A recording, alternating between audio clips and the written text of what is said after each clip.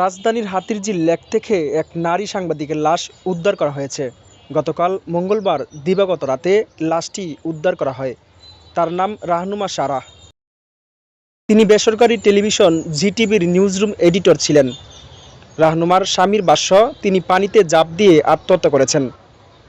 তবে পুলিশ বলছে এটা আত্মহত্যা নাকি হত্যা তা লাশের ময়নাতদন্ত প্রতিবেদন হাতে পেলে বলা যাবে। রাহনুমার স্বামীর নাম সায়েদ শুভ্র।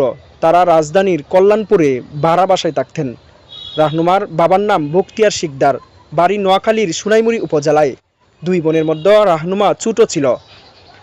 ঢাকা মেডিকেল কলেজ ডামেক হাসপাতাল পুলিশ ক্যাম্পের ইনচার্জ পরিদর্শক মোহাম্মদ বাচ্চু মিয়া বলেন, গতকাল দিবাগত রাত 1:45টার দিকে রাহনুমাকে নিতর অবস্থায় হাসপাতালের জরুরি বিভাগে নিয়ে আসেন পথচারীরা।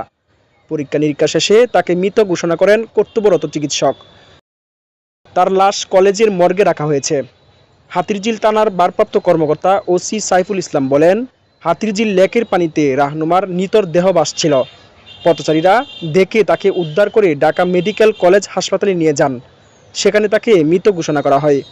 এটা আত্মহত্যা নাকি হত্যা তার লাশের ময়নাতদন্ত প্রতিবেদন পেলে বলা যাবে। তার বাবা নোয়াখালী থেকে ঢাকায় এসেছেন।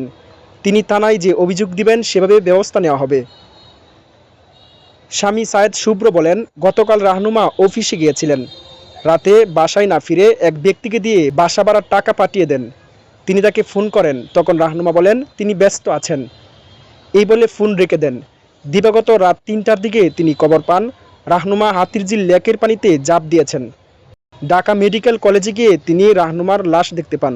সায়েদ শুভ্র আরও বলেন, প্রেম করে 7 বছর আগে তারা পরিবারকে না জানিয়ে বিয়ে করেছিলেন। তাদের মধ্যে কোনো ঝগড়া হয়নি।